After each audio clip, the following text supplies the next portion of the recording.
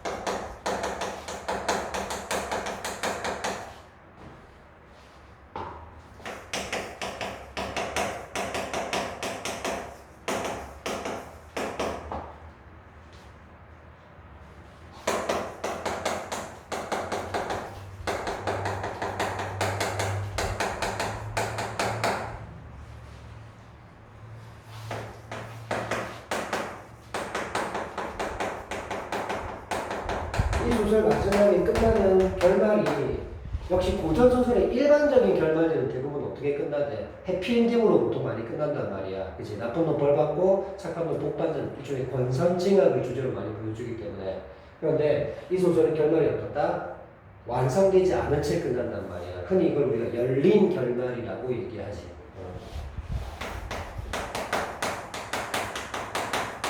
일반적인 고전소설의 특징에 대해서도 좀 우리가 알고는 좀 있어야 됩니다. 그거하고 좀 다른 부분들이 또 출제 요소로 많이 나타나기 때문에.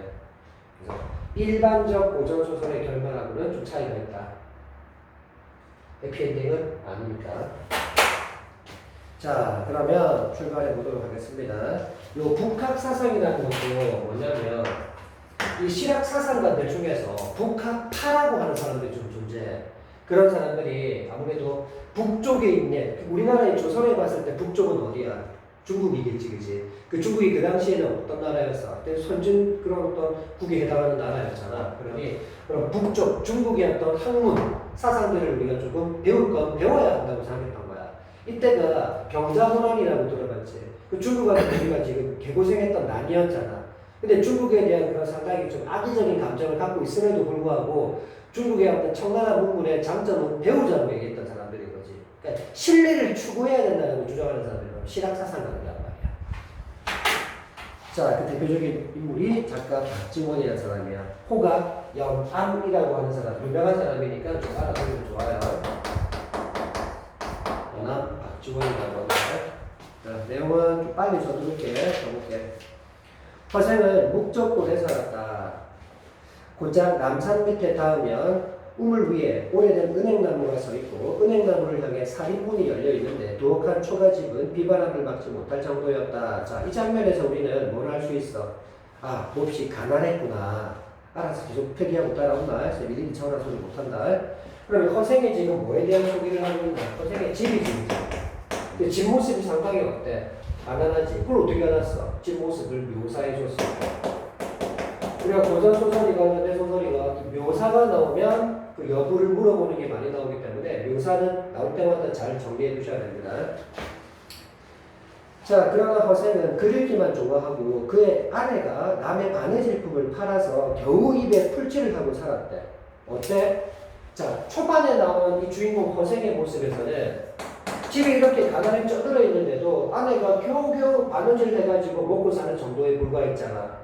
그럼 가장으로서 역할을 하고 있어? 안 하고 있어? 안 하고 있지. 그래서 초반에 이 나오는 허생의 모습에서는 양반들의 어떤 비판의 요소를 갖고 있는 형태입니다. 이제 집을 나가서 활약을 하면서 달라져요. 지금은 집에서 이러고 있는 상태야. 글만 읽고 세상 일에는 전혀 무관심한 그런 상태야. 자, 여기서 우리가 한자성을 하나 쓸 수 있는데 입에 겨우 풀칠을 하고 산다라고 해서 호구지책이라는 사자성어가 있어. 입구자 알지? 이 호자가 풀칠할 호자야. 그러니까 입에 겨우 풀칠을 한 정도의 계책이라는 얘기지. 가난했다는 뜻입니다. 통하는 말이에요. 자, 하루는 그의 처가 몹시 배가 고파 울음 섞인 소리로 말했대. 당신은 평생 과거를 보지 않으니 글을 읽어 뭐합니까? 라고 물었어. 자, 역시 초반에 나오는 인물은 허생과 허생의 아내밖에 없기 때문에 이 두 인물의 대화를 통해서 그 인물이 어떤 성격을 가지고 있고 어떤 가치관을 가졌는지 우리 알 수 있겠지. 자, 여기서 중요한 출제 요소로 나오는 게, 자, 인물의 심리나 성격을 제시하는 방법 중에 이거 이론이다 알아야 되는데 대화를 통해서 아, 저 사람 대충 저렇겠다 라고 우리가 짐작해내는 거잖아. 서술자가 이 인물에 대해서 말해주지 않아도 대화나 행동을 통해서 우리가 알아내잖아. 그럼 뭐 직접 제시야 간접 제시야? 간접 제시겠지. 그치? 그래서 허생의 처가 하는 말을 잘 들어보면 뭐라고 했어? 과거를 보지 않는다. 그리고 뭐 합니까? 라고 물어봤어. 그러면 이 글 공부를 놓고 허생과 허생의 아내에 대해서 우리는 가치관을 또 찾아봐야 돼요. 허생의 아내는 글 공부하는 목적이 뭐라고 생각하는 거야? 과거 보는 게 목적이라고 생각하는 거야. 과거를 왜 보는데? 출생을 하려고 보는 거잖아. 이거 우리 고전 시간에도 좀 자주 나옵니다. 우리 지난 시간에 수업 시간에도 한 적이 있는데 유교적 출처관이라고 해서 혹시 들어본 적 있지? 이거 수업 시간에 나왔던 거야. 그 유교적 출처관이라고 해서 일종의 출세를 해야 된다고 생각하는 거야. 그래서 과거를 보면 나라에 충성하게 되고 자신의 가문에 대해서는 부모님에게 효도하는 입장이 되기 때문에 이 출세를 지향하기 위해서 이 또 과거를 봐야 됩니다. 상당히 이 처의 입장은 어때요? 출세를 하면 어때요? 돈을 벌겠죠. 권력을 쥐게 되고. 그러니까 상당히 실용적인 목적으로 보고 있는 거야. 이 글 공부에 대해서 상당히 실용적인 어떤 생각을 가지고 있는 사람이야. 뭔가 실생활에 도움이 될 수 있는 수단이어야 한다는 얘기겠지, 그지? 그러니까 허생은 이렇게 답했다. 나는 아직 독서를 익숙히 하지 못했어. 라고 얘기했어. 그러면 이 대사에서 허생의 가치관은 어때? 독서 그 자체를 지금 즐기고 있는 거야. 그러니까 정말 공부가 좋아서 하고 있는 것 뿐이야. 이 공부를 통해서 뭔가 출세하겠다는 생각은 없어. 그러니까 이렇게 가난하게 살고 있는 거지. 자, 그러면 이 초반부에 나오는 두 사람 중에 작가 박지원의 어떤 실학사상을 대변하는 인물은 누구 쪽이야? 아내 쪽인 거야. 그치? 자, 그럼 장인밭이 일이라도 못하시나요? 각주 보고 있어야 돼. 물건 만드는 사람. 장인밭이 일은 본래 배우지 않는 걸 어떻게 하겠소? 못한다는 뜻이지. 그럼 장사는 못하시나요? 장사는 돈이 없는 걸 어떻게 하겠소? 하는 천은 왈칵 성을 내며 소리쳤다. 아니 밤낮 글을 읽더니 기껏 어떻게 하겠소? 소리만 배웠단 말씀이요? 장인밭이 일도 못한다. 장사도 못한다면 그럼 도둑질도 못하십니까? 자, 이 대사에 좀 치세요. 이게 도둑질에 동그라미 치시고요. 여러분, 아무리 그래도 조선시대잖아. 아무리 조선 후기라고 해도 시골제도가 상당히 좀 흔들리고 있다 하더라도 아내가 남편한테 이런 단어를 쓰는 거 상당히 좀 이례적이야. 그 말은 뭘 알 수가 있다. 윤리적인 어떤 가치관이 서서히 좀 무너지고 있는 사회상을 엿볼 수 있는 대사란 말이야.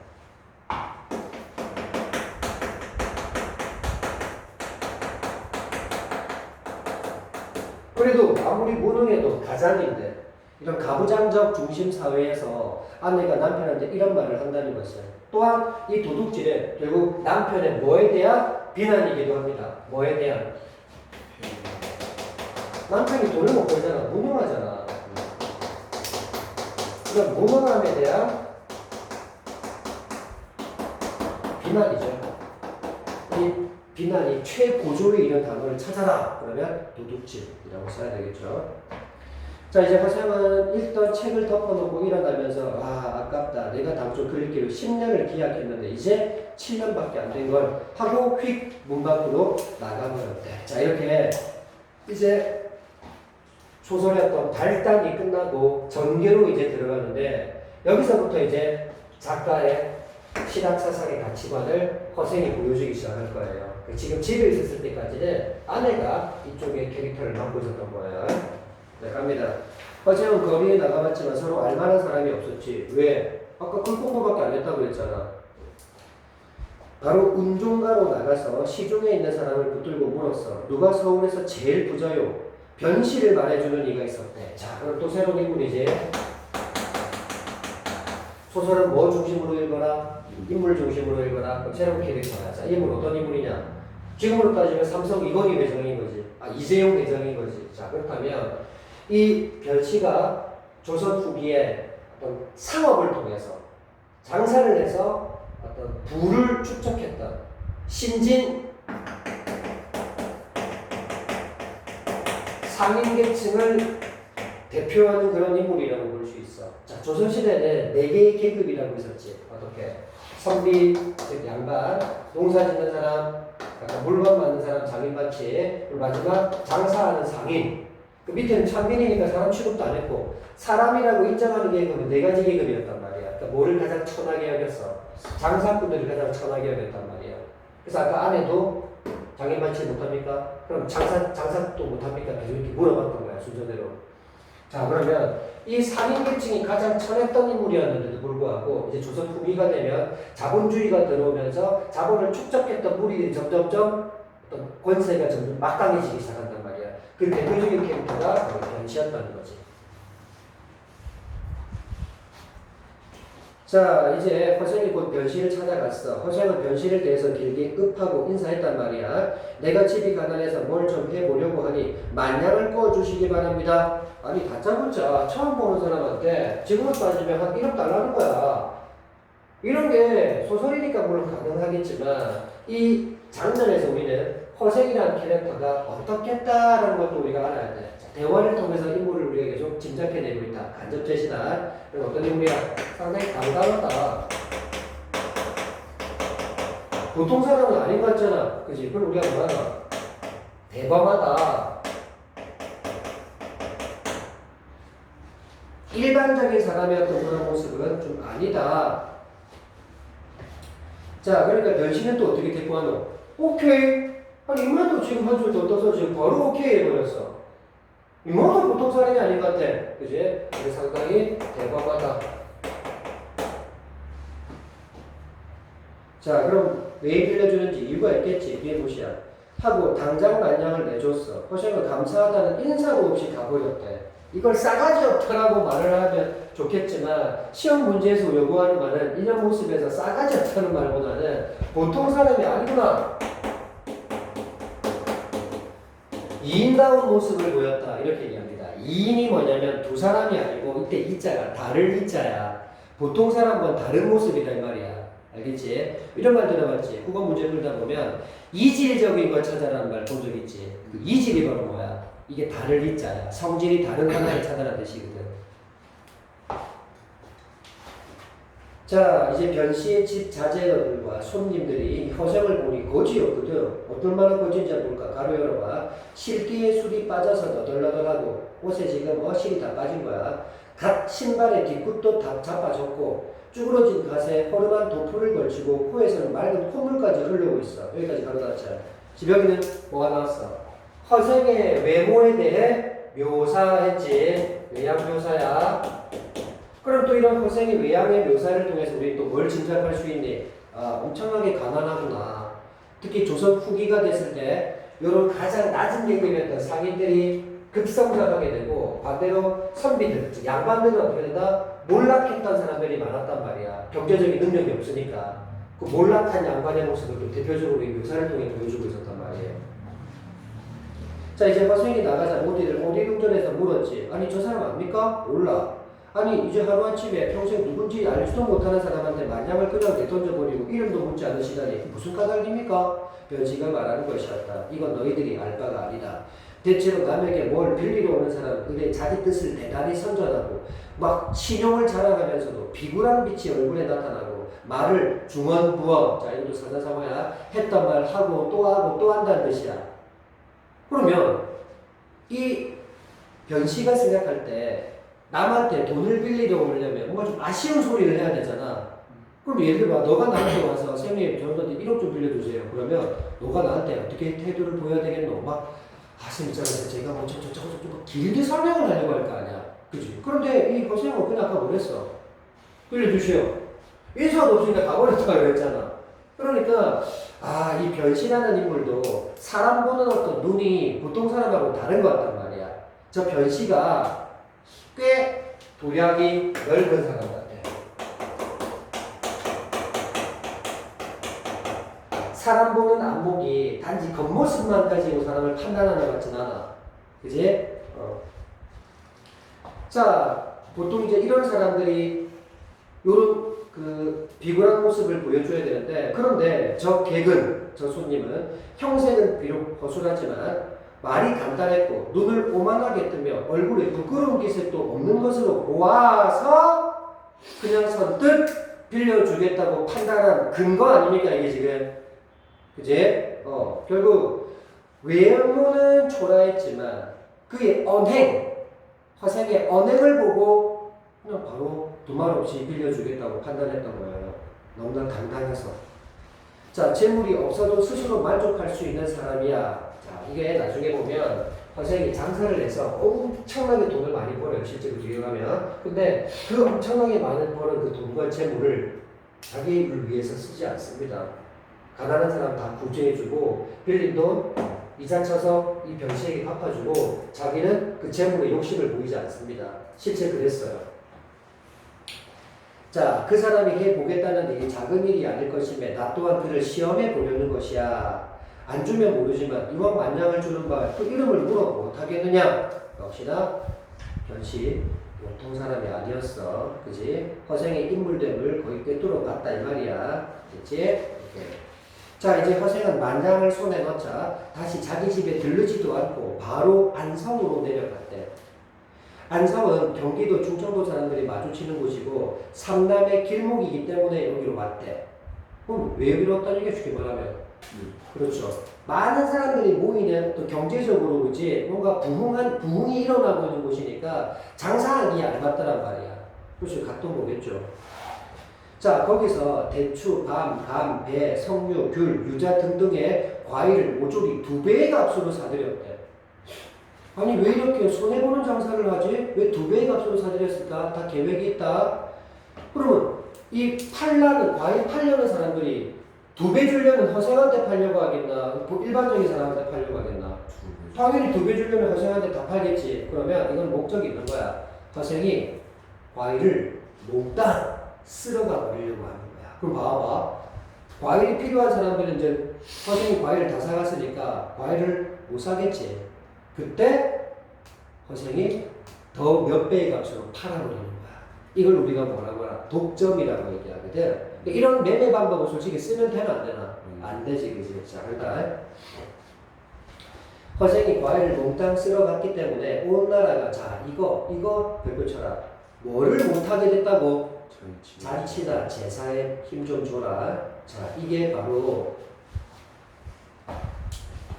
당대 현실을 비판하려고 했던 것 중에 하나인데, 바로 우리가 제사라든지 이런 잔치 같은 것들이 조선시대 때 자기 형편은 가난해 죽겠는데도 이런 제삿날이 돌아오면 소위 말해서 막 사치업에 돈을 빌려서까지라도 막 성대하게 제사를 치르고 막 그랬단 말이야. 이거 다 뭐야?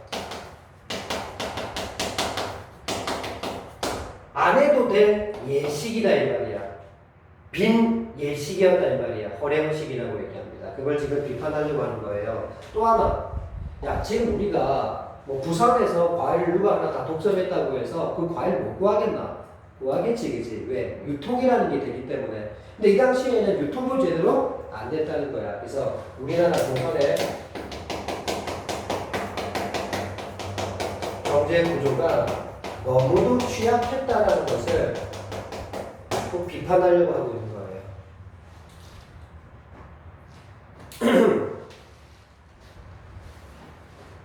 자, 이제 얼마 안 가서 허생에게 2배의 값으로 과일을 팔았던 상인들이 도리어 10배의 값을 주고 사가게 됐지, 그치?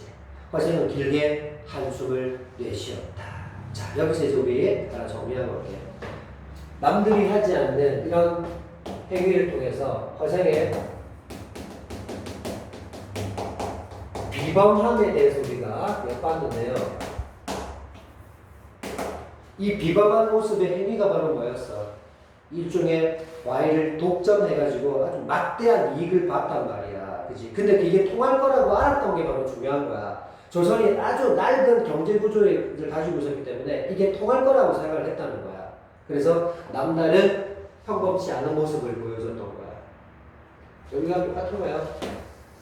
이걸 백도로 봤기 때문에 이런 큰 이익을 벌어준 거죠. 자, 정리하면 매점 매석을 하여 큰 이익을 취하게 됐단 말이야. 매점 매석, 아까 독점입니다. 자, 만량으로 온갖 과일의 값을 좌우했으니 우리나라 형편을 알만하구나. 우리나라 형편이 어떻다고? 이렇다고. 자, 그럼 다시 칼과 호미와 포목 따위를 가지고 제주도에 건너가서 이번에는 말총을 죄다 사들이며 말했대. 자, 여기서 또 두 번째 비범함이 나온다. 가로 열어봐.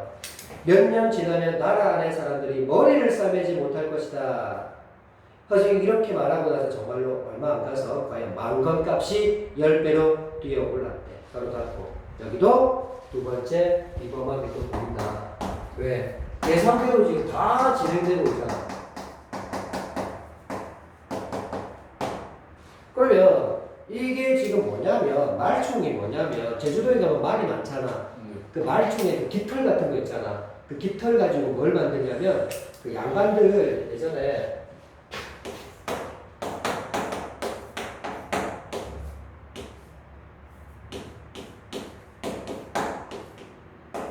그 상투라고 해서 쓰잖아. 상투. 근데 머리를 이렇게 뭘 싸매야 될 거 아니야. 싸매고 상투를 튼단 말이야. 근데 이 싸매는 게 바로 망건이라고 하는 거고, 그 망건의 주 재료가 말총이었어. 그러면 이것도 결국은 양반들의 이런 허례허식 따위를 비판하기 위한 그런 요소일 수도 있어요. 아까 과일과 말총을 그죠? 이렇게 두 가지 모두 다 사들여서 결국 가격을 폭등시켰고, 그래서 막대한 큰 돈을 벌게 된 거야. 비범한 모습을 두 가지를 통해서 우리가 확인했습니다. 자, 이렇게 전개 부분 우리가 봤고요. 계속해서 전개 부분이 이어집니다. 허생은 늙은 사공을 만나 이렇게 말을 물었다. 바다 밖에 혹시 사람이 살만한 빈섬이 없던가? 라고 물었대. 자, 그러면 지금 늙은 사공, 서론님이 나왔고, 사공에게 빈섬을 물었어. 자, 그럼 이 빈섬은 뭘까?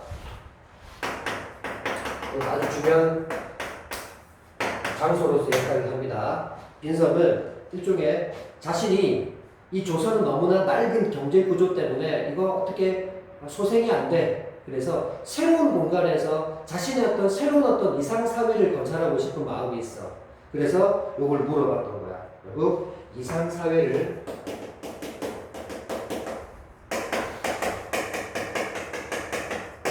건설하고 싶은 자신의 어떤 욕망을 이런 빈 공간에서 한번 실현해보고 싶은 마음이었던 거다.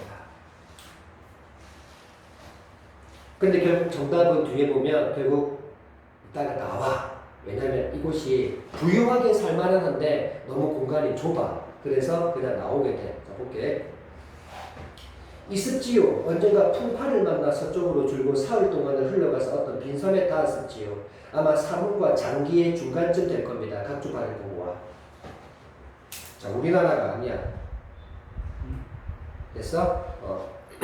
꽃과 나무는 제멋대로 무성해서 과일 열매가 저절로 익어 있고 짐승들이 떼지어 놀며 물고기들이 사람을 보고도 놀라지 않습니다. 그랬어. 그럼 어때? 뭔가 인간들의 어떤 손때가 묻지 않은 정말 순수한 이상적 공간의 모습을 가지고 있지. 그는 대단히 기뻐하며 자네가 만약 나를 그곳에 데려다 준다면 함께 부귀 영화를 누릴 걸세 라고 말하니 사공이 그러기로 오케이 딱 했고요. 드디어 바람을 타고 동남쪽으로 가서 그 섬에 도착했어. 허생은 높은 곳에 올라가서 사방을 둘러보고 실망을 했어. 왜? 너무 좁다고. 땅이 천리도 못 되니 뭘 해보겠는가. 근데 토지, 땅은 비옥하고 기름지고 물은 충분하니 단지 부가오는 될 수 있겠구나 그랬어. 역시 각주가. 부유하게 늙어 죽을 수 있다 이 말이야. 하지만 자신의 어떤 이상을 실현하기에는 좀 좁단 말이야. 이것이 빈섬의 한계라고 볼 수 있겠지.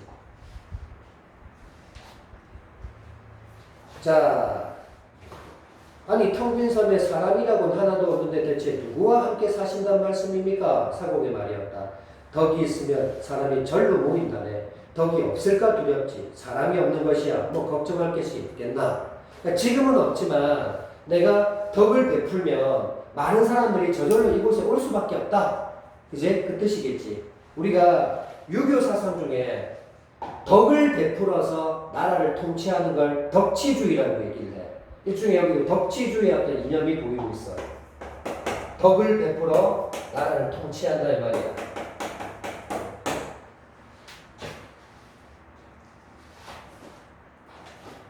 자, 일단 이렇게 해서 중요한 소재 두 개 다시 한번 정리하는데요. 잔치나 제사에 꼭 필요했던 물건, 과일과 양반들의 어떤 의관을 갖추기 위해서 복장을 제대로 갖추려면 꼭 필요한 게 망건이었단 말이야.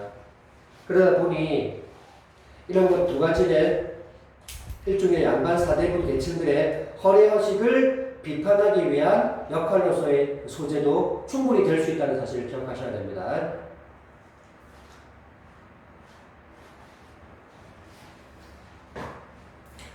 자, 계속 이때 한편 변산이라는 곳에 수천 명의 군도들이 우글거리고 있었다. 여기서 군도가 누군지 알겠어?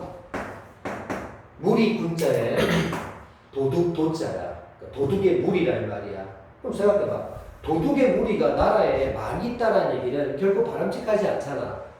도둑이 그만큼 많다는 것은 이 사람이 태어날 때부터 도둑은 아니었을 거 아니야. 도둑이 왜 됐겠노? 그렇지. 그럼 결국 이것도 나라에서 이들을 제대로 케어하지 못했다는 거야. 그지? 이런 정치하는 사람들의 무능함을 또 보여줄 수 있기도 한 거야. 그런데 이거를 누가 처리하겠어? 우리 허생이가 또 처리한다. 바로 이들을 데리고 어디로 갈까? 빈선을 데리고 간단 말이야. 자, 가볼게. 각 지방에서 군사를 뽑아서 수색을 벌였지만 좀처럼 잡히지 않았대. 이 군도들이. 또한 이런 대목에서 우리 또 뭘 볼 수 있는가? 이 집권층이라고 하는 것들이 도둑 하나 제대로 못 잡고 있단 말이야. 그만큼 무능하다는 얘기였다. 자, 군도들도 그런데 감히 나가서 활동을 못해. 왜? 잡히니까. 그래서 다 배고프고 곤란한 판이었대. 자, 이렇게 명시적으로 서술자가 말해주진 않지만 이런 여러 장면들의 어떤 정황을 통해서 우리는 조선 후기의 사회상이 대략 어땠구나라는 걸 또 짐작해 볼 수 있겠지. 그지? 이 군도들의 무리를 말았다는 얘기는 상당히 조선 후기가 혼란스러웠겠다. 이런 것도 알 수 있지. 자, 이제 허생이 군도의 산채를 직접 찾아가서 우두머리를 달랬대. 어때? 남들은 쫄 수 있는데 얘는 그냥 당당하게도 가는 거지. 역시 대범한 인물이야, 허생은. 1000명이 1000양을 빼앗아 와서 나누면 하나 앞에 얼마씩 돌아갑니까? 그 1인당 한 양이지요. 모두 아내가 있어? 없어. 논밭은 있어? 군도들이 어이없어 웃었다. 땅이 있고 처자식 있는 놈이 뭐 때문에 괴롭게 도둑이 된단 말이오? 이거 봐. 결국 이들도 도둑이 되고 싶어 도둑이 된 게 아니라는 말이야. 그치? 결국 많은 백성들이 도둑이 될 수밖에 없었던 역시 그런 경제의 어떤 어려움들 많았다는 얘기예요. 정말 그렇다면 왜 아내를 얻고 집을 짓고 소를 사서 논밭을 갈고 지내려 하지 않는가? 그럼 도둑놈 소리도 안 듣고 살면서 집에는 부부의 즐거움이 있을 것이고 돌아다녀도 잡힐까 걱정도 않고 길이길이 의식의 풍족함을 누릴 텐데 아니 왜 바라지 않겠소? 다만 돈이 없어 못할 뿐이지요. 이거 봐. 결국 문제는 돈이었단 말이에요. 이런 경제적인 어려움에 처하게 된 것들이 다 돈과 무관하지 않죠. 근데 그런 것들을 나라에서 어떻게 좀 도와줘야 되잖아. 전혀 안 했다는 얘기야. 허생은 웃으며 말했다. 하하, 도둑질을 하면서 어찌 돈을 걱정할꼬? 내가 능히 당신들을 위해서 마련할 수 있어. 내일 바다에 나와보. 붉은 깃발을 탄 것이 모두 돈을 실은 병이니 마음대로 가져가구려. 자, 어때? 니한테 누군가가 와가지고 야, 내일 바닷가 나오면 저 배에 네가 갖고 싶은 대로 돈 다 가져가. 그럼 믿겠나? 안 믿겠지, 그지? 그러면 도둑들이 당연히 저 새끼 돌아야 할까라고 생각했을 텐데 그러면서 나와본다. 자, 보자. 허생이 군도와 약속하고 내려가자 군도들은 모두 그를 미친놈이라고 당연히 비웃었겠지. 이튿날 혹시나 하고 나가봤더니 과연 허생이 30만 장의 돈을 싣고 온 것이었어.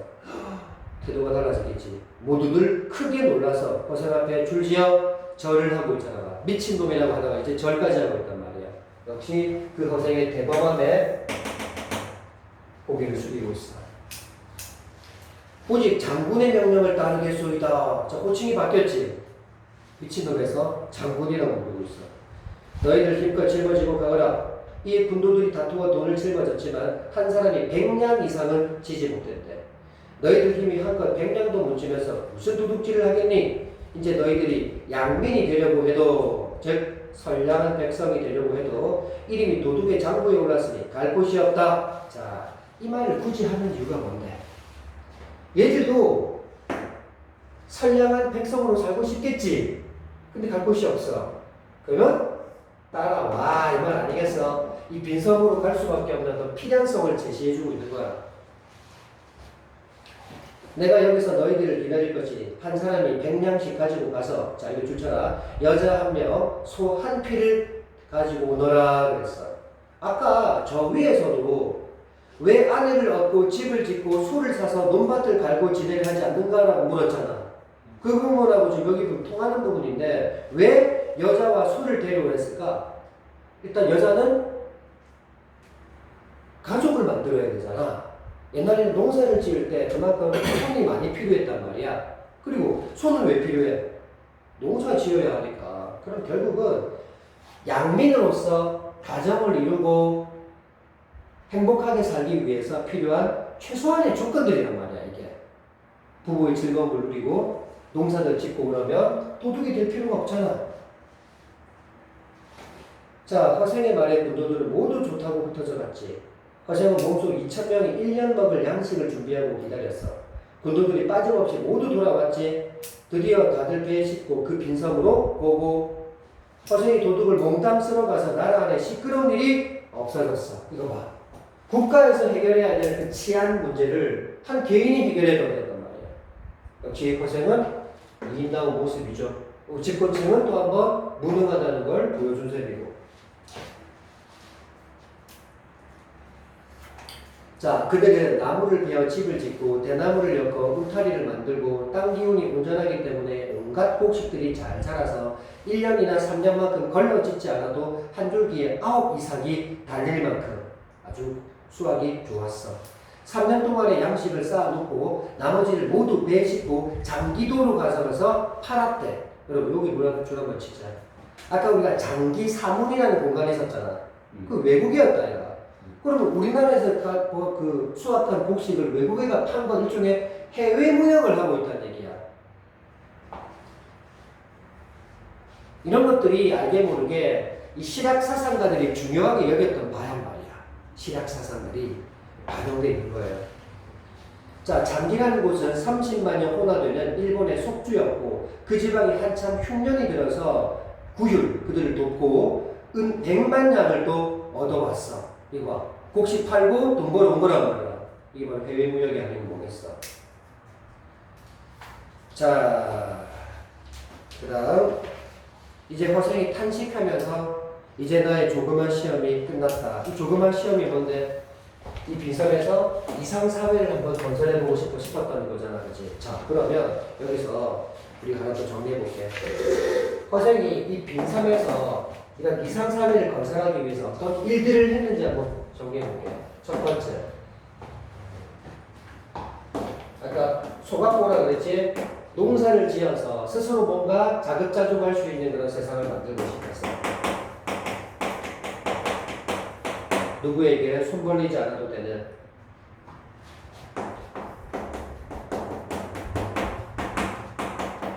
그리고 가난한 백성들을 다 결국 양민이 되게 만들어줬으니까 빈민을 구제한 셈도 됐단 말이야.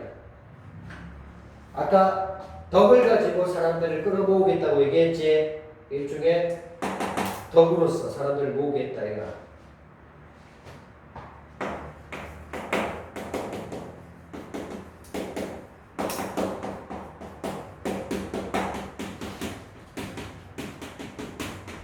자, 금방 봤듯이 해외 무역이라는 걸 통해서 결국 부를 쌓았단 말이야. 축적.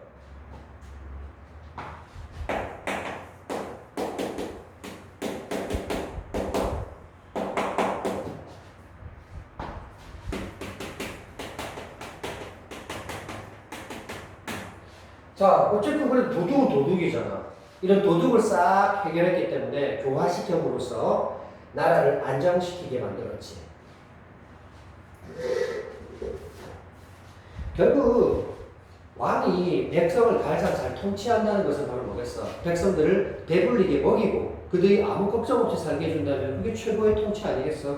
그걸 이 빈섬에서 한 거야. 자, 이제 이 남녀 2,000명을 모아놓고 말했다. 내가 처음에 너희들과 이 섬에 들어올 때 먼저 부유하게 해준 연후에 따로 문자를 만들고 의관을 새로 만들려 하였더라 그랬어. 자, 그러면 뭐 문자 만들고 의관 만드는 거에 쫓아봐. 어떤 문물을 정비하고 일종의 새로운 문화를 한번 만들어 보겠다라는 그런 뜻으로 보면 되는데, 근데 이런 것도 물론 중요하지만 이것보다 더 중요한 건 먼저 뭐부터 해결해야 얘기야? 먹고 사는 문제부터 해결해야 된다는 얘기야. 그게 바로 부유하게 해줄 연후에라는 말이겠지, 그치? 이게 바로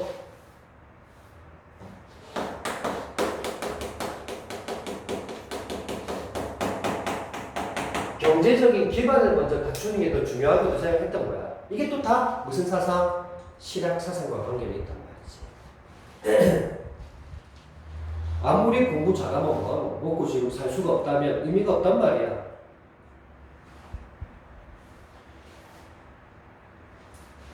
자, 그런데 이곳이 땅이 좁고 덕이 넓어서 나는 이제 여기를 떠나련다. 다만 아이들을 낳거들랑 오른손에 숟가락을 쥐게 해주고 하루라도 먼저 태어난 사람이 먼저 먹도록 양복해 하여라 그랬어. 그러니까 이 빈섬에 뭐 대단한 그런 어떤 문화나 이런 거 솔직히 필요 없다. 그저 최소한의 어떤 지킬 도리만 지켜주면 된다 이 말이야. 그게 먼저 난 사람이 먼저 먹도록 하라는 얘기가 뭐야? 아마 그런 거 있을 거야. 그러니까 식탁 예절이라고 해서 어른들이 먼저 숟가락을 들면 자식들이 또 뒤 들잖아, 그지? 그런 거 일종의 그렇지. 장유유서라고 얘기하지. 어른과 아이가 질서가 있다 이 말이야. 차례가 있다 이 말이지. 자, 그러면서 이제 다른 배들을 모조리 태우면서 가지 않으면 오는 이도 없겠지? 그랬대. 자, 이 대사가 또 중요한 의미가 있어. 빈섬에 자기가 어떤 이상사회를 이제 건설하려고 했잖아. 그러면 이 조선에서 잘못된 사회 제도나 이런 것들이 또다시 빈섬에 들어오면 안 되겠지. 그걸 차단하기 위해서 배 모조리 다 태워버린 거야. 오도 가도 못하게끔 하려고.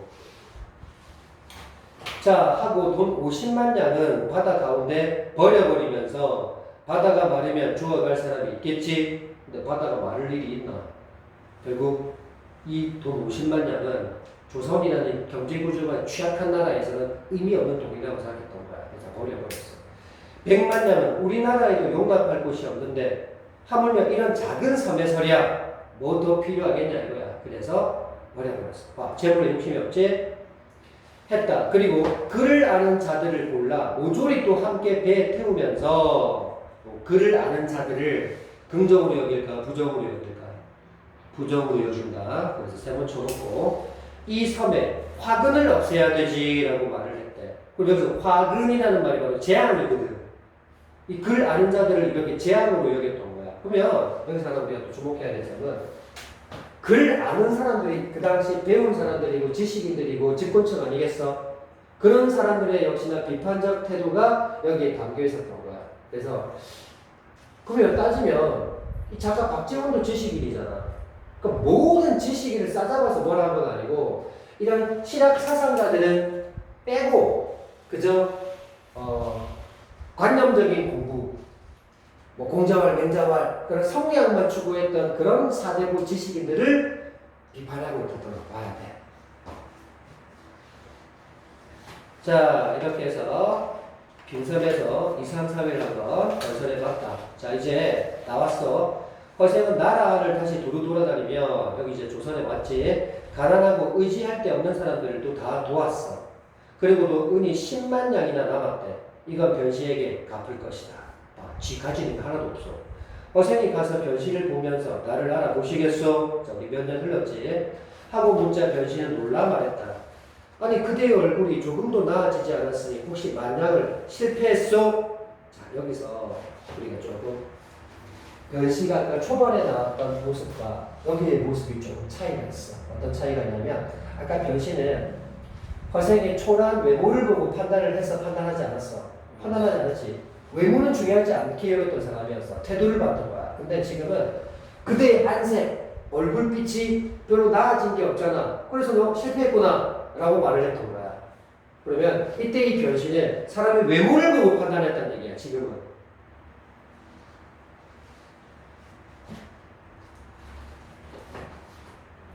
자, 허생이 웃으며 재물에 의해서 얼굴에 기름이 돈다면 그건 너희들이지.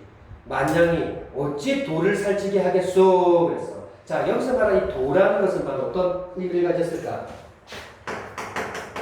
그러니까 물질적인 것보다는 정신적인 어떤 의미를 두고 있겠지. 그러면 재물은 뭔데? 물질적인 거. 둘 중에 뭘 더? 정신적인 것을 더 우선시하는 게 허생의 생각이겠지.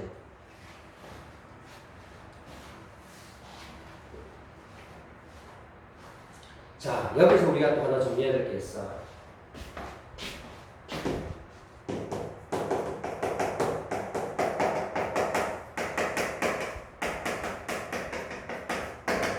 이 허생도 결국 양반이잖아. 사대부란 말이야. 그렇다면 이 사람도 어쩔 수 없는 어떤 한계는 있다는 얘기지. 바로 물질에 대해서는 폄하하고 정신적인 어떤 도 이런 것들이 좀 더 중요하고 의미가 있다라고 생각하는 것이 이런 기존의 사대부들이 생각했던 바와 크게 다르진 않거든. 그리고 그 밑에 하나 더 나온다. 그것도 한번 볼게. 하고 10만 냥을 변시에게 내놓았다. 내가 하루아침에 굶주림을 견디지 못하고 그를 길을 중도에 그만두고 말았으니 당신에게 만냥을 빌렸던 게 부끄럽소. 하고 변시는 크게 놀라서 일어나 절하며 사양하고 10분의 1로 그냥 이자만 쳐서 밖에 놓으라고 했다. 상당히 양심적인 그지 모습이지. 너무 이자가 많기 때문에 허생이 잔뜩 화를 내면서 아니 당신은 나를 장사치러 보는가? 자, 요 대사도 줄치시고요. 허생의 사대부 의식이 두 번째로 나오는 대목인데요. 지금 나를 장사치러 보나? 라는 말은 그 장사하는 상인계층을 뭐 하는 거야 지금? 무시하고 있는 반응이다. 근데 봐봐. 지가 막대한 돈을 벌 수 있었던 것도 뭘 했기 때문이야? 그렇지. 장사를 했기 때문이었잖아. 그렇지? 그런데도 정작 장사치는 무시하는 거야. 왜? 지는 사대부라는 말이야. 그래서 재물보다는 정신적 가치를 중시하는 것이나 상의를 장사치로 낮추어서 표현하는 그런 말로 자신은 사대부다 이거야. 이런 대사에서 허생의 사대부의식 또는 허생도 결국 다른 밑에 있는 자들과 자기를 같은 레벨로 놓는 걸 좀 역겨워했어. 그지? 그래서 이런 계급의식에 한계가 좀 드러난 부분이다 라고도 얘기할 수 있어.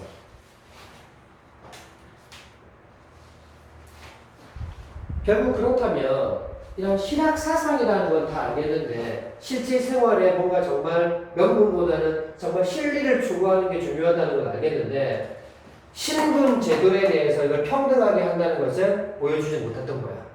그지? 지금 여기 있으니까. 자, 하고는 소매를 뿌리치고 가버렸다. 변신은 가만히 그의 뒤를 따라갔다.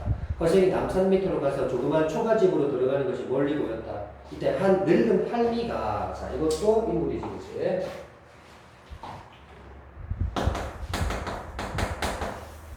늙은 할미가 우물통에서 빨래하는 것을 보고 변씨가 말을 걸었다.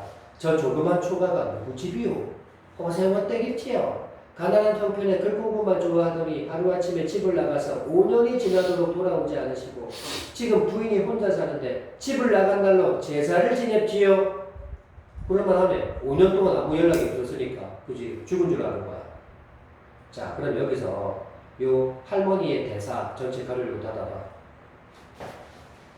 지금 변씨는 허생에게 돈을 빌려줬고 또 몇 년 5년 지난 뒤에 이자 받겠다라고 찾아와서 허생을 본 게 다야.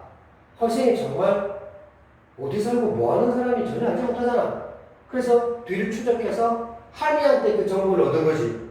그러다 할미나 이 사공 같은 인물들이 이 작품에서 뭐 그렇게 중요한 주동인물까지는 안 되어도 이런 그 사건을 전개시켜 나감에 있어서는 뭔가 좀 정보를 제공해주는 그지? 그런 보조적 역할을 하고는 있고 있죠. 그리고 이 대사가 허생에 대한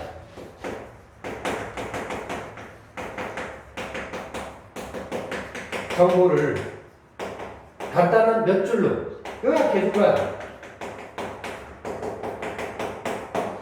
지난 5년 동안의 일을 간단하게 정리해 준 거란 말이에요. 요약적 제시, 정보 제공자다 라고 볼 수 있겠다. 자, 변씨는 비로소 그의 성이 허씨라는 걸 이제 알았어. 그리고 탄식하며 돌아갔다. 이튿날 변씨는 받은 돈을 모두 가지고 그 집을 찾아가서 돌려주려 했지만 허생은 안 받겠지. 왜? 죄물에 욕심이 없는 사람이니까. 그렇다면 죄물에 욕심이 있으면 뭐 50만 냥을 바다에 버렸겠어? 내가 부자가 되고 싶었다면 100만 냥을 버리고 고작 10만 냥을 받겠어? 나 원래 재물의 뜻이 없다. 그지? 이제부터는 당신의 도움으로 살아가겠소. 당신은 가끔 나를 찾아와서 보고 양식이나 떨어지지 않고 옷이나 입도록 해주면 돼요. 자, 봐. 재물은 부정적으로 여기고 있어.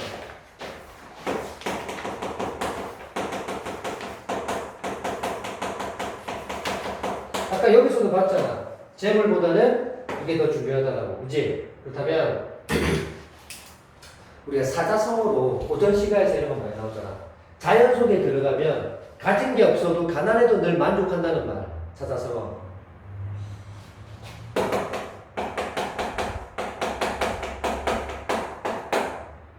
들어봤지? 들어봤지? 얼마나 많이 쓰는 말입니까? 밑에 것들. 편안하다는 거야. 뭐 해도, 가난해도 뭐를 즐기고 살면 되니까. 그리고 역시 편안해. 자기 분수가 가진 게 없어도 만족하며 사니까. 이런 부분에서 밑줄을 쳐놓고 이 대사에서 밑줄 쳐놓고 관련 있는 고전시가 시조 하나 찾아라는 문제 자주 나온단 말이야. 그럼 우리가 자연 속에 들어가서 가진 게 없어도 충분히 만족하는 삶 시조 많이 만났잖아. 그런 거 하나 찾으면 돼.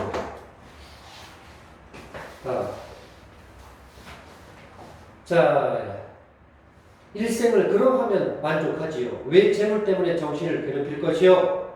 변씨가 허생을 여러 가지로 권유해봤지만 끝끝내 어찌할 도리가 없었다. 변씨는 그때부터 허생의 집에 양식이나 옷이 떨어질 때면 몸소 찾아가 도와주었고 그것을 허생은 흔쾌히 받아들였지만 혹시라도 많이 가지고 가면 또 좋지 않은 얼굴로 나에게 재앙을 갖다 맡기면 어찌하오? 자, 재물을 재앙으로 여기고 있다. 그지? 했고 혹 술병을 들고 찾아가면 아주 좋아했네. 이 새끼도 촉병이네. 서로 술잔을 기울여 취하도록 마셨다. 이렇게 몇 년을 지나는 동안에 두 사람 사이에 어떤 정이 날로 두터워갔고 어느 날 변씨가 5년 동안에 어떻게 100만 냥이나 되는 돈을 벌었던가를 조용히 물어봤대. 허생이 대답해 주기를 우린 다 알고 있지? 그야 가장하기 쉬운 일이지요. 조선이라는 나라는 배가 외국에 통하지 않다. 자, 이거 아까 외국에 못 나갔기 때문에 뭐 했어? 해외 무역이라는 걸 시도했잖아. 그지? 또 수레가 나라 안에 다니지를 못해서라는 거야. 옛날에 수레가 지금의 무슨 역할을 했겠노? 자동차나 뭐 트럭 이런 거 역할을 했겠지, 그지? 그러면 그런 것에다 온갖 물건들을 실어가지고 유통을 시킬 수 있잖아. 근데 수레가 나라 안을 다니지를 못한다는 얘기는 교통 상황이 너무 안 좋다 보니까 뭐가 안 돼? 물건들이 유통이 안 된다 이 말이야. 그래서 온갖 물건들이 제자리에 나서 결국 제자리에서 사라질 수밖에 없었단 말이야. 이게 조선 경제의 취약성, 낙후된 경제 구조의 모습이었단 말이야. 무릇 천냥은 적은 돈이라 한 가지 물건 종류를 독점할 수는 없지만 그 천냥을 10로 쪼개면 100냥이 10개가 됐지. 그 또한 10가지 물건을 살 수가 있단 말이야. 단위가 작으면 굴리기가 쉬운 까닭에 한 물건에서 실패를 보더라도 다른 9가지의 물건에서 이익을 볼 수 있으니 이것을 보통의 이익을 취하는 방법으로 조그만 장사치들이 하는 짓 아니요 그랬어. 자, 여기까지 가로 닫아. 천냥은부터 가로 열어봐.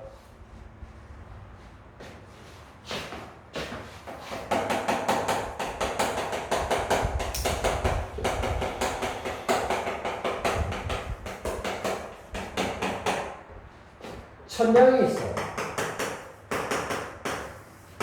근데 이 천냥 가지고는 한 가지 물건을 독점하기엔 좀 돈이 부족해.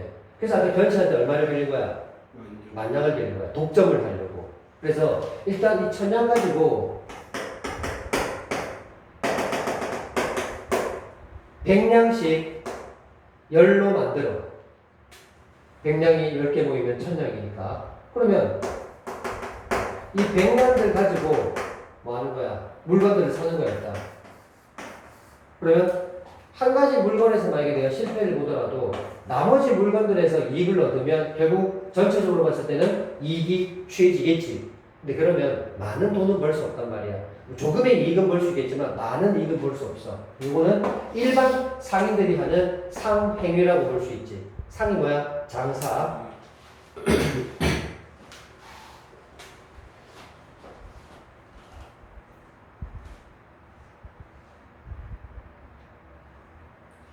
자, 근데 자기는 이 방법 대신에 다른 방법을 썼지. 자, 바로 열어봐. 만냥을 가지면 좋기 한 가지 물건 종류를 독점할 수 있기 때문에 수레면 수레 전부를, 배면 배를 전부를, 한 고울이면 한 고울을 전부를 마치 총총한 그물로 훑어내듯 다 독점할 수 있단 말이야.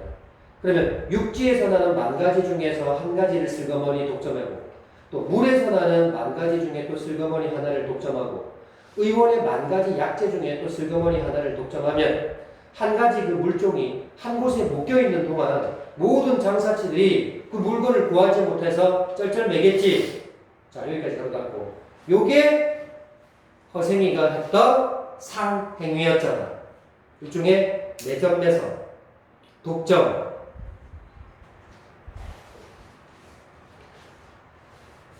근데 이런 거 하면 돼, 안 돼? 안 된단 말이에요. 그 밑에 보자. 이는 백성을 해치는 길이 될 것입니다. 지도 알아. 훗날 당국자들이 만약 내 방법을 쓴다면 반드시 나라를 더 병들게 만들 것이요. 그래서 자기가 한 매점, 매석에 대한 것을 스스로 가지고 디스한 거야. 그치? 이 방법 절대 쓰면 안 돼. 근데 이 방법이 통했던 이유가 바로 뭔데? 경제 구조가 취약해서. 유통도 안 되고. 그치? 자, 이제 처음에 내가 선뜻 만냥을 꿔줄 줄 알고 찾아와 청했습니까? 저는 다음과 같이 대답했다. 당신만이 내게 꼭 빌려줄 수 있었던 건 아니고 능히 만냥을 가진 사람 치고는 누구나 다 빌려줬을 것이요. 왜? 이 엄청난 돈을 모은 사람은 아무래도 남들하고 좀 다를 거잖아. 그럼 자기를 알아봤을 거라는 거야. 여기서 결시처럼 엄청나게 막대한 부를 축적한 상인들을 뭐라고 하느냐? 거상이라고 얘기해요. 그러니까 거상이었으면 날 알아봤을 거란 말이야. 내 스스로 나의 재주가 좋기 100만 양을 모을 수 있다고 생각은 했으나 운명은 하늘의 메인 법. 자, 용자구주를 한번 치자. 허생은 지금 어떤 태도를 보이고 있어? 지 재주가 남다르다는 건 지도 알아. 근데 지가 재주가 있다고 해서 성공을 하느냐 실패하느냐는 어디에 매여 있다? 하늘에. 즉 운명이라는 거지. 운명. 그래서 허생은 운명론적 세계관을 가지고 있다. 알 수 있겠다. 그러니 낸들 결과를 어떻게 할지 어찌 알겠소. 그러므로 능히 내 말을 들어주는 사람은 복 있는 사람이다. 반드시 더욱 더 큰 부자가 되게 하는 건 다 하늘이 시키는 일일 텐데 이것도 운명이지. 어찌 주지 않았겠어. 결국 거상 같은 사람은 남다르니까 나의 재주를 알아봤을 것이고, 그리고 나를 도와준다는 건 그 사람도 복이 있는 사람일 것이니까 그의 복을 내가 또 힘입어서 내가 더 좋은 결과를 낼 수가 있었게 됐다는 얘기야. 자, 얘 봐. 이미 만냥을 빌린 다음에는 그의 복의 힘에 의지해서, 그럼 그의 복력은 누구의 복력인가? 변시라고 하는 그 빌려준 사람의 복을 누리는 힘. 거기에 의지해서 내가 일을 한 까닭으로 하는 일마다 곧 성공했던 것이고, 만약 내가 개인적으로 사사로이만 했었다면 그 성공과 실패는 알 수 없었겠지요. 결국 정리하자면 이 허생이가 성공할 수 있었던, 100만 양을 벌 수 있었던 이유는 첫 번째, 자기 재주도 있었고, 두 번째, 하늘의 운명이다. 그리고 세 번째, 돈 빌려주는 사람의 복력을 내가 힘입었다 이 말이야. 빌려주는 사람의 어떤 복의 힘을 내가 대신 또 얻었다 이 말이야. 그래서 100만 양을 벌 수 있었다니. 근데 내가 개인적으로 그 100만 양, 만냥을 빌려가지고 내가 개인적으로 뭐 돈을 쓰거나 하진 않았잖아. 사사로이 하지 않았기 때문에 만약에 지체주만 믿고 까불었다면 실패했겠지. 자, 이제 여기서부터 마지막 이야기로 넘어가는 다른 이야기가 나온다. 변씨가 이번에 다른 이야기를 꺼냈다. 그래서 자, 이제 돈 이야기 말고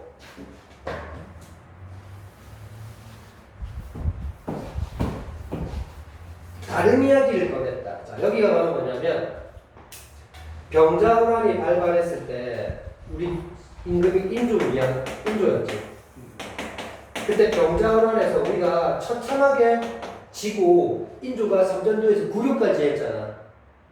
그때 그 치욕을 이제 좀 복수하고 싶은 게 나라의 지금 분위기였어.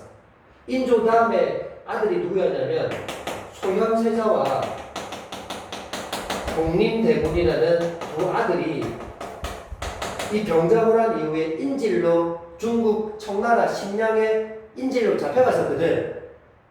근데 인조 왕이 이제 자신의 왕위를 물려준다고 첫째 아들을 불렀어. 근데 귀국하고 나서 얼마 안 있어서 의문사를 당했어. 죽었어. 이제 둘째 아들을 불렀겠지. 이제 이 아이가 인조 다음에 왕위를 물려받게 된 거야. 이게 누군지 알아? 효종이라는 왕이 돼. 바로 이 효종이 추구했던 게 뭔 줄 알아? 자기가 심양에 그 인질로 잡혀있을 때 호의호식을 누렸겠나, 아주 차별을 당했겠나. 차별을 당했단 말이야. 그러니까 얼마나 부득부득 이를 갈았겠어. 내가 나중에 조선에 돌아가면 반드시 군사들을 뽑아가지고 저 청나라를 다시 한번 치겠다, 이런 절치부심을 하고 있었단 말이야. 그래서 이 효종이 추구했던 게 바로 뭐냐면 북쪽, 즉 청나라를 정벌하겠다고 생각했던 거야. 그걸 북벌론이라고 얘기해. 그럼 이제 이런 북벌론이 막 이제 확산될 즈음에 나라에서는 훌륭한 인재들을 막 뽑아내려고 했겠지. 그래서 여기에 이완이라고 하는 인물이 이제 나올 거야. 이 인물이 집권층을 대표하는 인물인데 이 사람이 변씨를 좀 알고 있었던 거야. 그래서 변씨에게 주변에 좀 번호 같은 그런 인재 없나? 라고 좀 물은 거야. 그러니까 이 변씨가 바로 허생이 있습니다. 라고 이제 추천한 거야. 그러면 이 사람이 허생을 보러 오는데 이렇게 자, 방금 사대부들이 남한산성에서 오랑캐에게 당했던 그 치욕을 씻어보고자 하니 지금이야말로 지혜로운 선비가 팔뚝을 뽐내고 일어설 때가 아니겠소. 즉 인재의 능력이 필요할 때는 말이야. 선생의 그 재주로 어찌 그렇게 파묻혀 지내려 하십니까? 이제 능력 좀 발휘해 주세요. 라고 변씨가 허생에게 얘기했어요. 자고로 묻혀 지낸 사람들이 뭐 한둘이었소? 자, 지금부터 이 허생은 충분한 인재였음에도 불구하고 나라에서 그 인재를 제대로 등용하지 못하는 것에 대해서 이제 비판하는 말을 해요.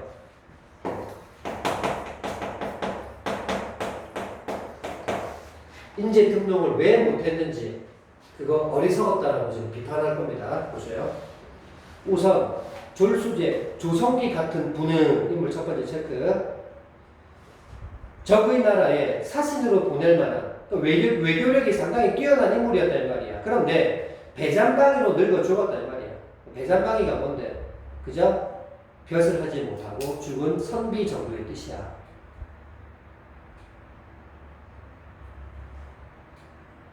두 번째 예를 또 보가 반개거사 유형원 같은 분은 이분도 조선 후기의 대표적인 실학자였어. 군량미를 조달할 만한 그런 재능이 있었건만 저 바닷가에서 그냥 소유하고 즉 이리저리 돌아다니며 있지 않습니까? 이 두 사람의 공통점은 뭐야?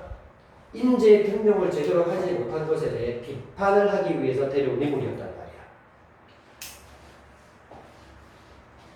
지금의 집정자들은 가히 알만한 것들이지요. 집정자라는 것은 즉 정치하는 사람들. 그럼 뭘 알만하다는 얘기인데 인재 등용을 얼마나 제대로 못하는지, 그죠? 그럼 인재 등용의 불합리함에 대해서 비판한 거야.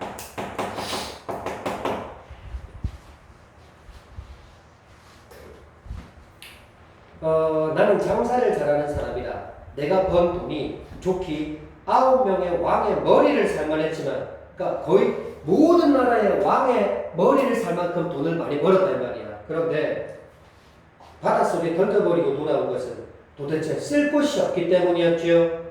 계속 얘기지만 조선의 경제 구조가 취약하다 이 말이지. 변씨는 한숨만 내쉬고 돌아갔다. 자, 여기까지가 두 번째 전개 부분이었고, 전개가 길지 이제 위기로 간다. 위기. 변씨는 원래 이완, 이정승과 잘 아는 사이였다. 선생님 얘기했지. 이완이라고 하는 집권주가 잘 아는 사이였다. 이완이 당시 어영대장이 되어서 변씨에게 위항이나 여염에 각주봐. 백성들이 사는 곳이야. 혹시 쓸만한 인재가 없는가를 물었어.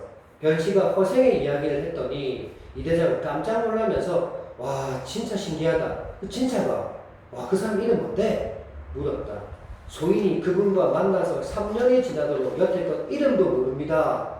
와 그 사람 진짜 인이네. 자네와 함께 가보세. 밤에 이 대장은 신하들도 다 물리치고 변씨만 데리고 걸어서 허생을 만나러 갔어. 자, 네, 여기서 이제 허생이가 변씨와 함께 온 이완을 어떻게 대할 것 같아? 이거 집권층이잖아. 이 사람들의 무능함 때문에 이런 나라가 지금 엉망진창이 됐다고 생각하니까 집권층의 대표인물을 당연히 싫어합니다. 자, 가볼게요. 변씨는 이 대장을 문 밖에 서서 기다리게 하고는 혼자 먼저 들어가서 허생을 보고 이 대장이 몸소 찾아온 이유를 이야기했다. 허생은 못 들은 척하고 이거 봐. 당시 이런 집권층에 대해서 상당히 불신과 반감이 컸다는 것을 보여주지.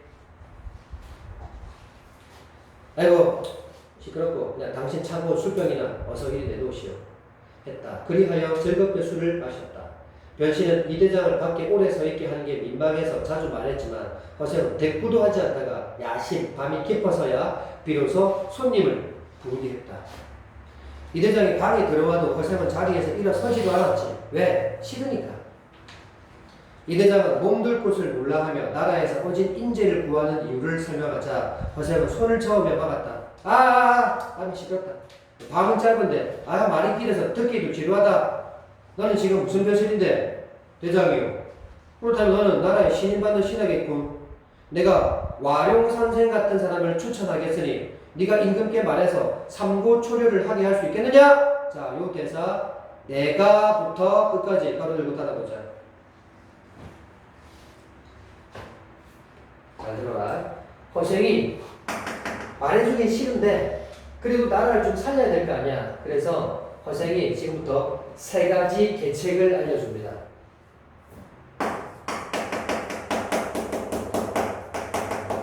그 첫 번째 계책이 내가 와룡선생 같은 사람을 추천하겠대. 와룡선생 합주가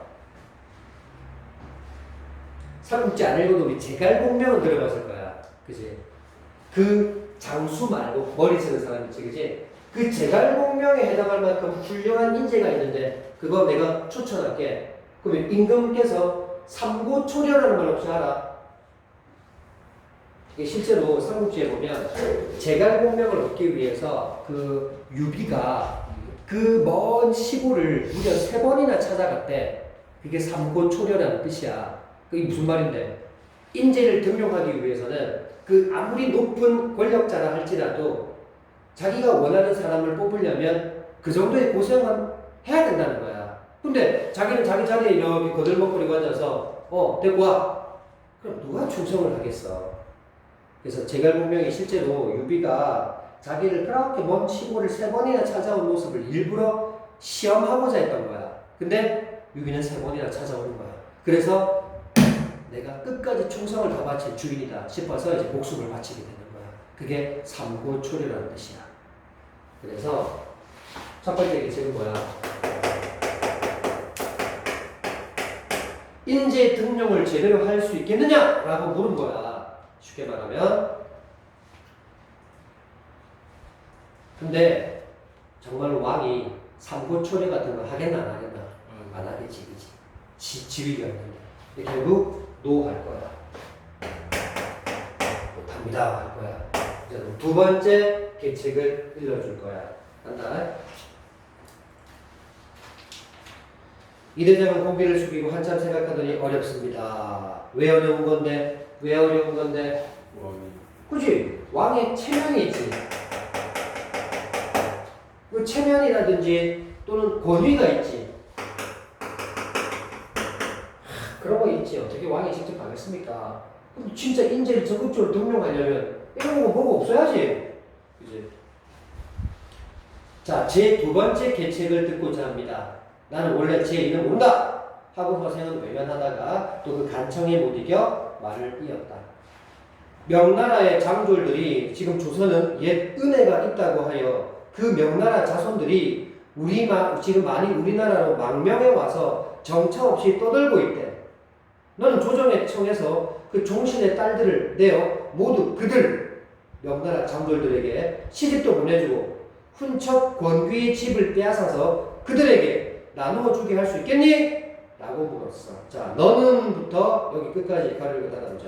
자, 그럼 두 번째 계책은 무슨 말인데?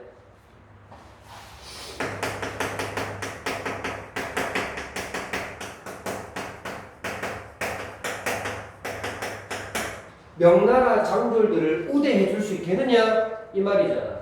이 말은 그런데 결국 훈척 권귀의 각주 읽어보고 와.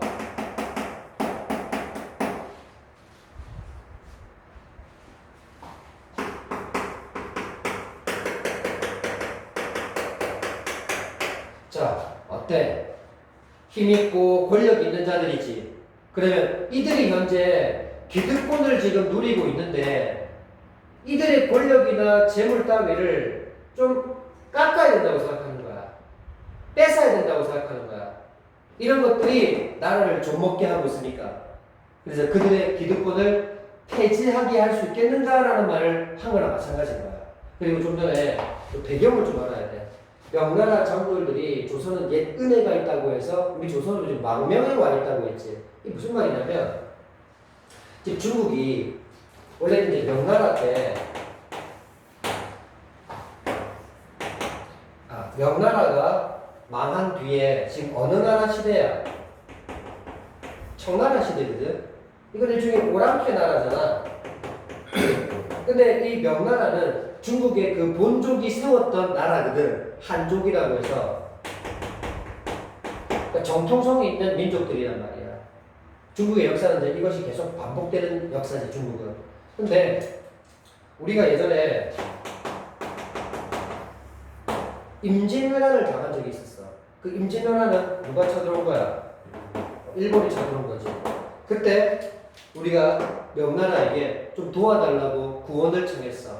그때 명나라에서 구원병을 좀 보내줬던 적이 있었어. 그럼 당연히 조선 입장에서는 명나라에게 은혜를 입은 거잖아. 그럼 이 은혜를 좀 갚아야 될 거 아니야. 그래서 그 말하고 있는 거야. 명나라 장군들이 지금 청나라가 지배하고 있는 그 나라니까 명나라 원래 한족들은 지금 오도 가도 못하는 상황이 생겼지. 그래서 조선에게 우리가 은혜를 좀 준 적이 있으니까 조선에 넘어와서 지금 겨우겨우 살고 있었던 거야. 그래서 그들에게 우대를 해주고 이런 사람들의 권력을, 재물을 뺏어서 좀 나누어주게 할 수 있겠는가? 라고 지금 물었던 거야. 근데 역시 누가 기득권을 내려놓으려고 하겠어? 이것도 어렵다라고 얘기하겠지. 자, 보자. 이 대장은 또 머리를 숙이고 한참 생각하더니 어렵습니다. 했다. 이것도 어렵다. 저것도 어렵다. 도대체 무슨 일을 하겠니? 가장 쉬운 일이 하나 있는데 네가 능히 할 수 있겠니? 자, 이 가장 쉬운 일이 바로 뭐냐면 답 드려야 돼.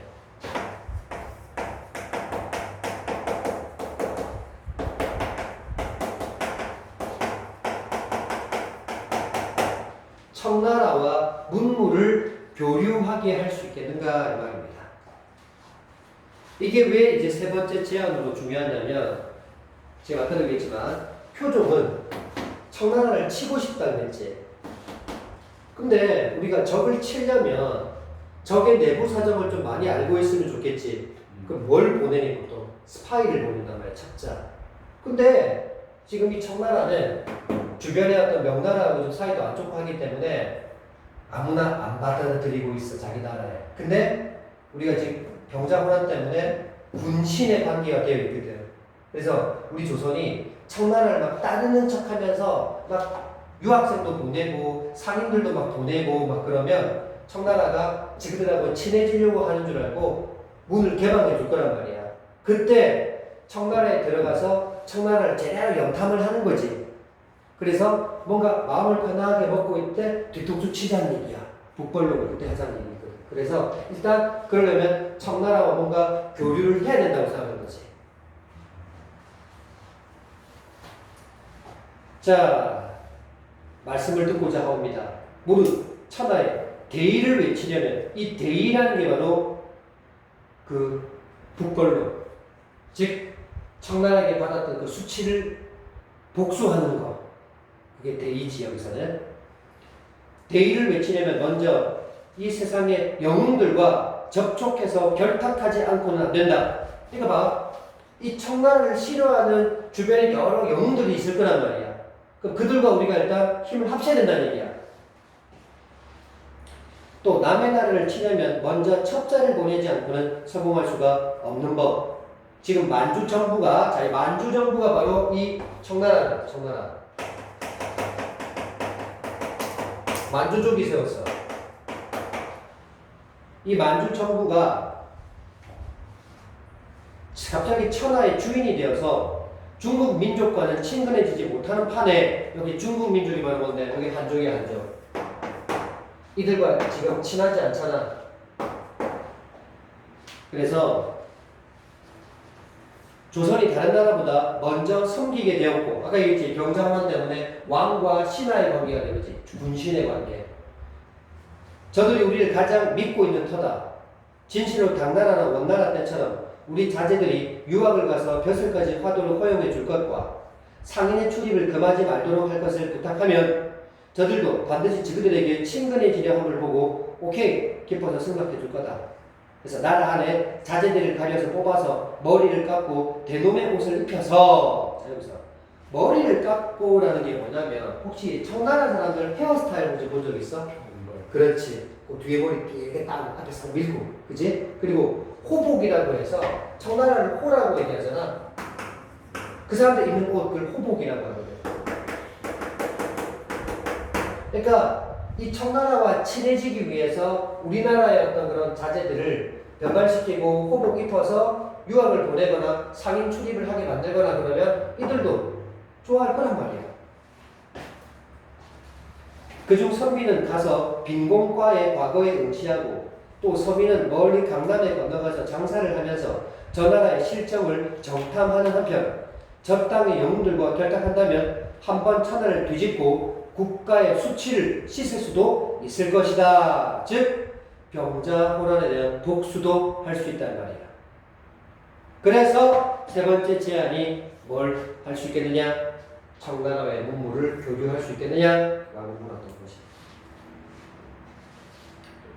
그리고 만약 명나라 황족에서 구해도 사람을 얻지 못할 경우 이게 무슨 말이냐면 이제 청나라는 망했다 치자. 우리가 쳐서 그럼 다시 누가 중국의 주인이 되겠어?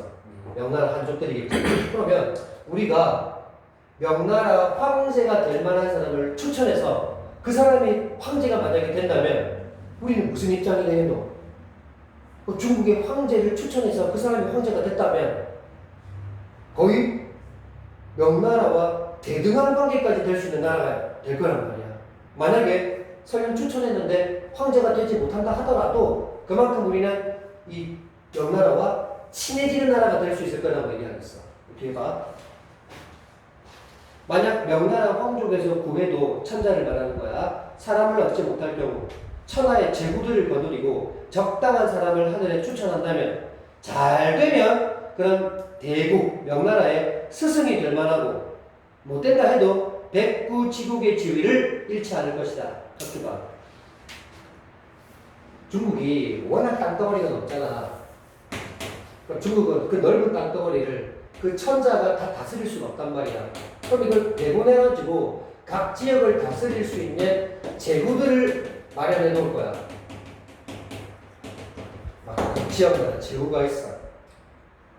그러면 우리가 어떤 제후 한 명을 추천해서 그 사람이 왕이 된다면 우리는 중국의 스승국이 될 것이고, 만약에 추천했는데 안 된다 하더라도 여러 제후국들의 나라처럼 대등한 관계를 맺게 될 거란 말이야. 우리가 잃을 거 없다 이 말이지. 자, 그러면 이 대장은 힘없이 또 말했대. 사대부들이 모두 조심스럽게 예법을 지키고 있는데 누가 변발을 하고 호복을 입으려 하겠습니까? 결국 이것도 못한다. 봐야지. 결과적으로 선생님 세 가지 계책을 이렇게 다 얘기해줬는데도 하나도 못한다고 했으니 결국 선생의 입장은 이 새끼를 쳐다보기도 싫겠지, 그치? 이 집권층이 무능한 놈이었으니까. 자, 뒤에 보자. 그래서 꺼지게 만든다. 여기서 마지막 가기 전에 이 허세구와 이완의 입장에 대해서도 시험을 많이 물어봐. 실학 사상을 가지고 있었던 허세는 작가의 대변자 역할도 하기 때문에 실리를 추구하는 인물이었다면 실제 이익. 근데 이완은 그 실리보다도 뭐를 더 추구했다? 명분. 명분을 더 추구했다는 것을 알 수가 있습니다. 예법도 지켜야 되고 기득권도 버리지도 못하고, 그지? 임금이 삼고초려도 못하고. 자, 여기까지가 위기였고요. 자, 이제 절정으로 갑니다. 보통 우리가 소설에서 절정이 갈등이 가장 최고조에 이른다고 하잖아. 아무것도 못하는 이 이완을 몰아세웁니다. 가죠. 허세는 크게 꾸짖어 말했다. 소위 사대부라는 것들이 뭐냐? 오랑캐 땅에서 태어나 자칭 사대부라 뽐내다니 이런 어리석을 때가 있느냐? 의복은 옷은 흰옷을 입으니 그것이야말로 죽은 사람들이나 있는 것이고 머리털을 한데 묶어 송곳같이 만드는 것 이거 상투지. 남쪽 오랑캐들의 어떤 습속에 지나지 못한데 대체 뭘 가지고 예법이라 한단 말인가? 실제로 죽은 사람이 있는 흰 옷만 입고 있고 또 남쪽 오랑캐 중에 상투트는 쪽이 있거든. 그들과 우리도 결국 오랑캐라는 점에서 똑같지 않느냐? 근데 왜 우리는 오랑캐 아닌 것처럼 말하고 다니냐 이 말이야. 비판하는 거죠. 자, 여기도 이제 또 예를 들어줄 건데 번호기의 동그라미 쳐봐. 그 밑에 무령왕의 동그라미 쳐봐. 자, 이 두 사람은 어떤 사람이냐면 이 사대부들의 허위의식을 비판하려고 내세운 인물인데 이 두 사람의 공통점은 그럼 뭐겠어? 자기의 몸을 끝까지 희생해서 나라에 큰 공을 세운 사람들을 얘기할 거야. 이 사람들은 예법을 지키지 않고 오로지 희생한 사람들인 거거든. 근데 지금 너가 말하는 예법을 지키려고 말은 북벌하자고 외치면서 전혀 행동은 북벌에 안 맞는 행동들을 하고 있다 이 말이야. 그래서 이런 사대부들의 허위의식을 비판하기 위해서 두 명을 예를 들어줍니다. 볼게요. 번옥이라는 사람은 원수를 갚기 위해서 자신의 머리도 아끼지 않았던 사람이고 무령왕은 나라를 더 튼튼하게 만들기 위해 대놈의 옷을 부끄럽게 여기지 않고 입은 사람이란 말이야. 그럼 두 사람은 어떤 사람이야? 예법을 지키지 않았단 말이야. 왜? 자기가 희생을 해야 되기 때문에. 근데 너 같은 놈은 지금 어때? 명분만 내세우지 말로만 입으로만 외치고 있지 전혀 행동은 하지 않고 있더란 말이지. 자, 이제 대명나라를 위해 원수를 갚겠다고 하면서 그까지 머리털 하나를 아끼고 있고 또 장차 말을 달리고 칼을 쓰고 창 던지며 활 당기고 돌 던져야 할 판국에 넓은 소매의 옷을 고쳐 입지도 않고 딴에 예법이라고 한단 말인가? 여기서 이들의 허위의식과 또는 허례허식을 비판하기 위해 동원된 두 개의 소재를 한번 체크해보자. 뭐고? 머리털을 아끼고 있다고 했지. 머리털. 그리고 넓은 소매의 옷. 이 두 가지는 다 뭘 보여주는 거야? 허례허식을 보여주고 있다. 이게 전투할 때 오히려 더 거추장스럽잖아. 결국은 이 허생이 했던 말은 말로는 북벌을 하자고 외치지만 행동은 전혀 그런 행동을 안 하고 있다는 거지. 그걸 북벌론의 허구성을 비판한다라고 얘기할 거예요.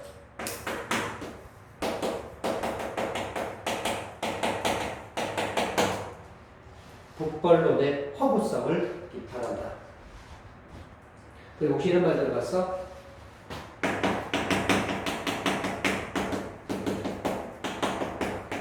친명배청 사상이라고 해서 명나라하고는 친해지려고 하면서 청나라하고는 배척하려고 한다는 뜻이야.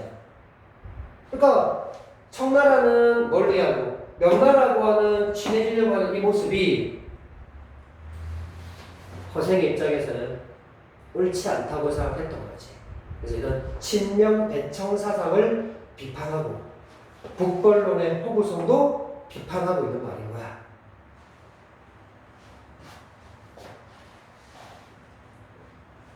단순한 소설이 아니야 이게 지금. 꽤 중요한 것들이 많이 나와. 시대적 배경도 알아야 되고. 자, 이제 마지막. 내가 세 가지를 들어서 말해줬는데 너는 한 가지도 행하지 못한다면서 그래도 신임받는 신하를 하겠니?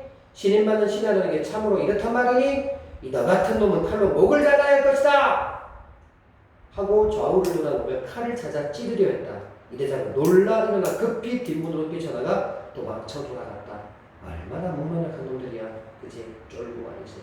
여기까지가 절정이었다. 자, 이제 마지막 한 문장이 결말이다. 아까 결말이 무슨 결말이었어? 열리 결말로 간다 그랬지? 간다. 이튿날 다시 찾아가 봤더니 허생이 집이겠지. 텅 비어있고 허생은 간 곳이 없었다. 보통 일반적인 고전소설은 이 인물이 뭐 위대한 어떤 인물 업적을 이루고 해피엔딩으로 끝난다고 했잖아. 그게 아니다. 그래서 독자들에게 상상력을 제공하고 있지. 자, 그러면 여기서 마지막으로 이 결말 부분에 대한 문제도 시험에 출제가 많이 된 바 있으니까 그거 하나 정리해주고 오늘 마무리해주고. 자, 이 허생전의 결말이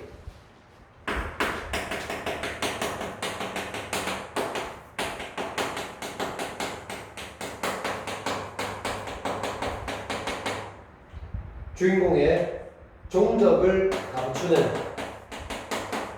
이른바 설화적 결말이라고 얘기해요. 보통 이 설화에서 인물들 마지막 결말이 갑자기 뭐 산신령이 됐다든지 그의 뒤를 알 수가 없다든지 보통 이렇게 많이 끝나거든. 그런 결말을 취하고 있었다는 거예요.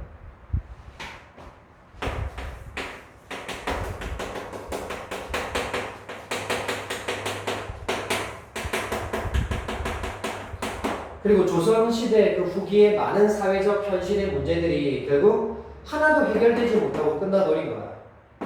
다 어렵다 했잖아. 그치?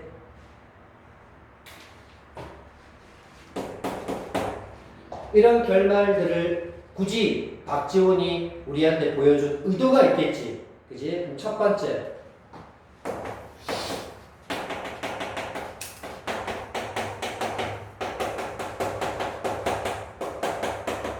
간 곳이 없대. 어딜 갔지? 그 다음 날이었는데 역시 보통 사람이 아니야. 이인다움이 부각이 될 수 있고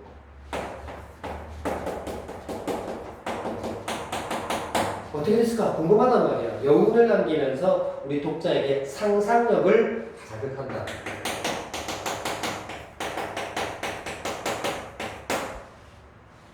그리고 세 번째, 이게 좀 중요하다.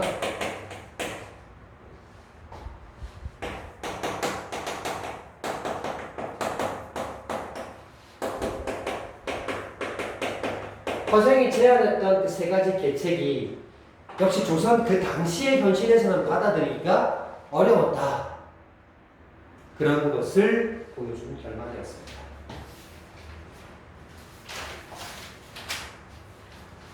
자.